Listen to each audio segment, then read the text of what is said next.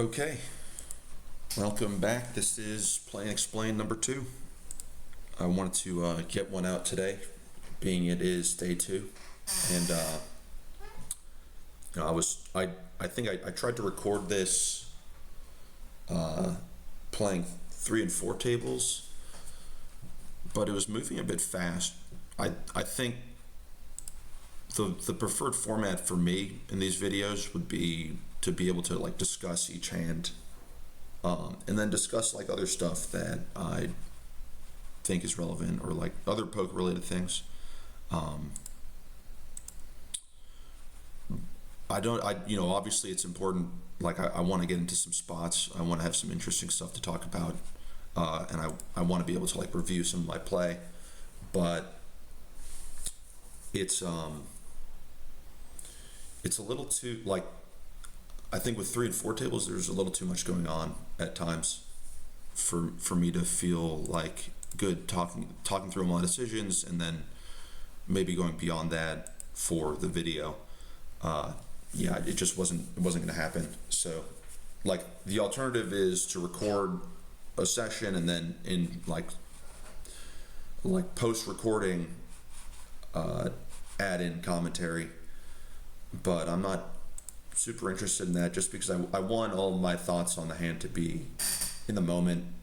I think that's most important, and I don't know, like it's definitely can't be like this for everybody, but I definitely see myself like I'm able to better justify my decisions, or maybe like if I do something for sort of the wrong reason, I may change that reason after the hand, right? Where like, oh, I did this for X and Y reasons instead. Like, say that there's like a secondary, there's a secondary reason that decision was correct. I may have not chosen that. But if I realize that later, then obviously I would use that as part of my, the logic I was using in hand, even though it's not the truth. So I like sharing my thoughts in the middle of the hand. It's a little, I think it's a better format. I think it's more honest. I like content creators that are doing that as well. Anyway, yeah, we just got 200 NL tables. I think I'm down like 4 buy-ins or something. 4 or 5 buy-ins at this stake since I started playing. Spent like maybe 1,500 hands. So not really too eventful or good for me so far. Yesterday I spent a bit of time studying, and I'll probably do a little bit of studying today as well. I've been doing a lot of study for small blind versus button 3-bet pots. I looked at ace and king high boards, and yesterday I looked at queen high as well. Like, yesterday was dedicated to queen high boards in that configuration, looking at some viable strategies as out of position and in position. Whenever I'm looking at that stuff, I do, like, I don't use MDA or like I'm not one of those guys who's really like looking at specific frequency, like, oh, this is a big overfold by population. But one thing that I will do is, like, when I'm looking at aggregate reports, or I'm looking at this is going to play as a mix for me, and on a 24 I'll call. One thing that I will do is think about what I'm typically facing in game on some of these boards, and there are a lot of queen high boards, like queen 9-7, queen 9-5, two-tone stuff like that, like sort of connected, like middle rank lower cards, right? I see people betting quite often. Here I can call. I have ace queen that I would like to raise. Like there are certain configurations where like ace jack becomes a nice hand to raise. It's the strongest ace I have, but I know that that is not the case in this scenario. On the king of diamonds turn, I'm going to check back. I don't think I would ever bet a hand like this. And then I don't expect a lot of one diamond type hands for him. Like ace 10 offsuit is mixing from the low jack, but yeah, hopefully I check back and beat a hand like ace 9, ace 8 suited, or chop with ace jack of clubs. That works for me. Interesting thing to note is, like, you know, quick bet on the flop. I think, you know, if I remember correctly, out of position is supposed to do quite a lot of checking in those single raise pots with a cold collar. So, something to note of this guy, King Thang. Here I have the option of range betting. I think I do like betting. I think I do like betting with a spade, and then also, like, you know, you deny equity from hands like 9-7 suited, some ace high hands, and then queen 10 deuce, snap check. I will check this back. This is like the exact hand class that I would like to check back, and 7 hearts river.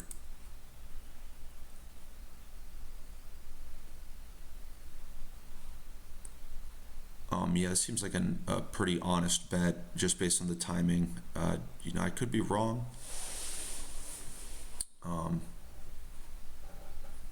But my hand kind of sucks to bluff catch.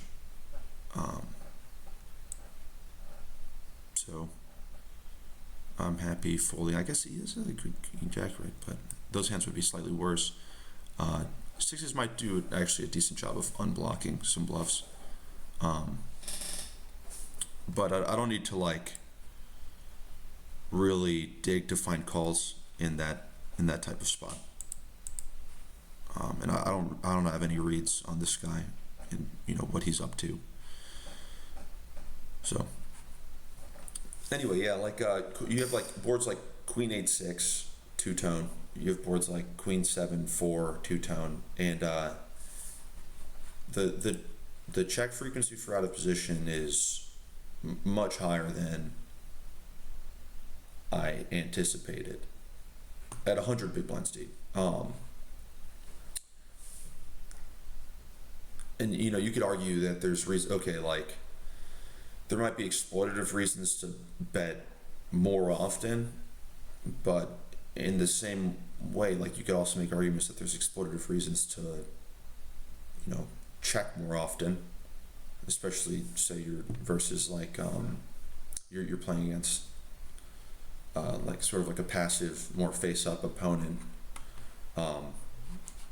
They may be putting more hands into, like more weak hands into the check back range. So yeah, I was curious as to why. I was curious as to why there's so much checking on those boards. What I sort of came up with in my own mind was that on an 87, I'm going to 3-bet this. What I had come up with was that the board is very dynamic and challenging to play for out of position. I don't know what's going on with these. You know, this is like the 3rd or 4th time I've run into this size. You know, 20. This seems to me like a fish. Like that's a fishy 4-bet size. It's enormous, and also like you know, you're basically isolating yourself versus the stronger portion of my range, which is extremely strong because it's very polar. So like it's a very polar three betting range. Yeah, like the 28 big blind four bet BVB to me seems very bad. Maybe there's some, I always get in my head about like some of these ACR guys or PCP guys like playing on the site are finding some insane, like, yes, there's this exploit where I use this size, they're slightly overfolding, but that seems like not a very good size to me. So maybe I'm overestimating the strength of the pool, like how strong the players are in this pool. I don't know. You guys will have to let me know. Anyway, I don't really want to go back to harping on Queen 8, 5 two-tone small blind versus button, but yeah, I did think it was interesting that there was so much checking going on those boards, and it's more interesting because I know that as in position in that spot, I've faced a lot of bets. I think it actually becomes worse in game, actually, like in practice, because players might over continue, like the lower pocket pair region or suited connector region, whereas like in theory, a lot of those hands are mixing fold pre-flop. So you just have like a higher density of hands that improve on a lot of low runouts on, let's say, like Queen 8-6 two-tone. Whereas out of position has a lot of Broadway cards that are only ace high or king high. So you guys can let me know why you think there's so much checking on those boards. It seems like I said, to me, it's like the equities are very close. Out of position has a lot of high card hands. In position has a lot of hands that can improve on a variety of lower runouts. So it makes sense to tread pretty lightly as out of position. I was seeing the same sort of thing on like Queen Jack 4 two-tone. You had the same sort of option. Here, King 7-3 facing this half pot bet. I don't think I would ever fold this hand. I wouldn't raise without a club. The half pot is typically a pretty strong size from what I ran into. So what I've run into so far. I don't think I have like the best removal to bluff really here, and I kind of just hope, right, he checks back a hand like, I guess this hand has some equity because he checks back a hand like ace 8, ace 9.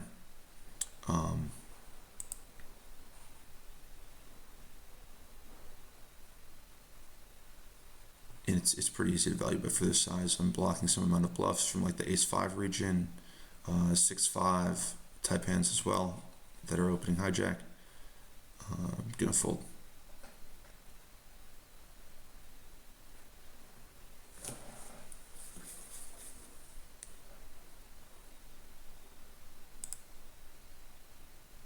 I think it's getting a little bit laggy. If this continues, I'll just end the video. I don't know how long I've been going for. It looks like 15 minutes.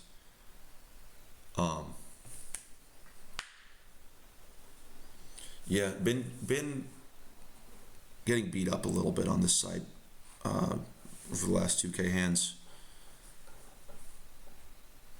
I think maybe I'm overestimating. Yeah, like I said, maybe overestimating some of the players in the pool. So feeling a little bit less confident making certain folds or bluffing certain spots. But hopefully that changes once I start getting reads on people. Played with this guy a lot yesterday, AZN 1310. from the U.S. Looks like very bizarre player.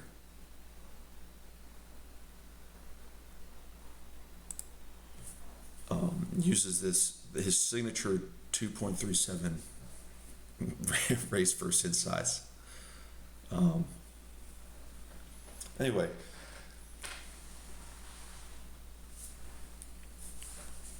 you guys let me know, what strategy are you playing on, say like Queen 9/6 two tone, or Queen Jack low, Queen 10 low. I see a lot of people range betting those boards. The strategies that I looked at yesterday, like you could do, sort of whatever. It's pretty, like, the solution is pretty sensitive to like your opponent's continuing range pre-flop. So, like for instance, like Queen 10 low gets bet a lot more than Queen Jack low, because in position has Queen Jack offsuit, which is like a couple combos, but they're like high equity combos.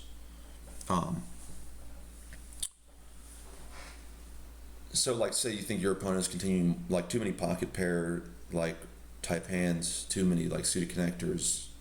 Board is Queen Jack 3 two tone. It might make sense for you to bet small, because it sort of puts a lot of pressure on those hands. Here, I'm going to call versus the small bet. I could also raise.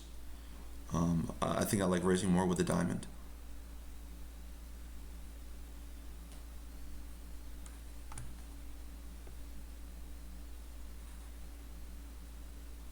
I guess I just check back. Maybe he's putting into the small size like a 4, but he really shouldn't be. Okay, yeah, that's exactly what he was doing.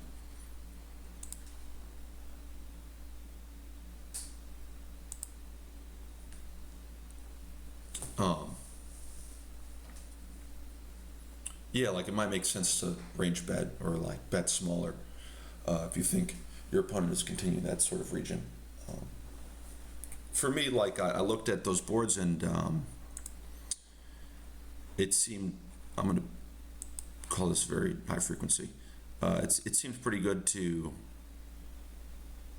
play like like a B50 or check strategy, because you are leveraging like you have a lot of hands that are doing very well on that board as out of position. And let me think here. I would want to play polar on that board. And here I'll call, but versus 2.5, I think it's pretty thin. Versus 2 big blinds, I'll peel 1. Check here. And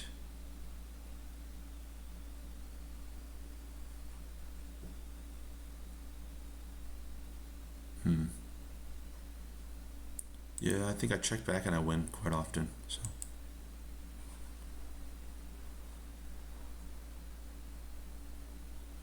So flop 1, check check, turn.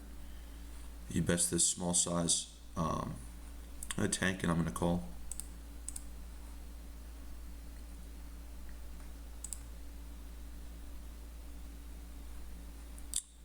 King of diamonds river. I'm not super worried about a king here. Like a king is pretty happy to check back. So, or check back turn, I mean. Like there are not so many like king high hands that are betting.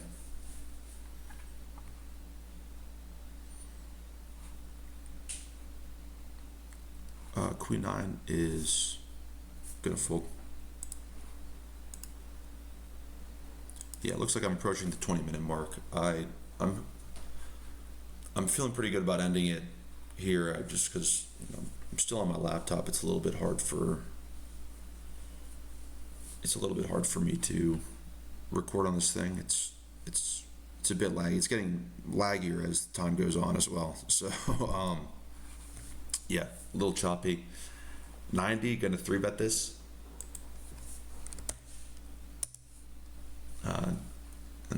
going to sit out next big blind, wrap up the video. So we get called, so now we have like an interesting spot. King 8-4. I think I do like betting this hand with the diamond. I wouldn't always bet it, but it does put a lot of pressure on like the small pair region that I think they may continue a little too frequently. Like, you know, from these positions, deuces, threes, fours, pure fold. Do I think that happens in game? Not really, especially this player, who I've been seeing is a little bit loose. You have a hand like pocket sevens, pocket sixes, like the small pockets, and then low pairs already not feeling very comfortable facing a barrel on a king high board there.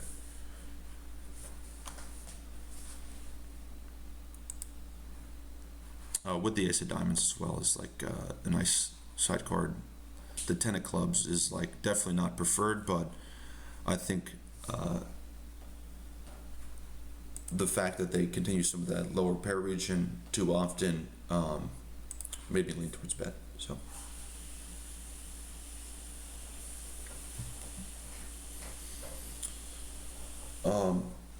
Yeah, you guys let me know in the comments, like, or on Discord or wherever I post, share the link here. You know, how you're playing some of these like queen high Broadway boards or like queen high connected boards. You know, from what I could tell, the nice strategy for me to use would be like B50 and check. Like, you know, checking is a pretty powerful tool. And it feels like maybe there's some inelasticity in the imposition continuing range with like the B50 size and the B25 size or whatever smaller size you want to use, B20 or B33. So yeah, yeah, thanks for tuning in.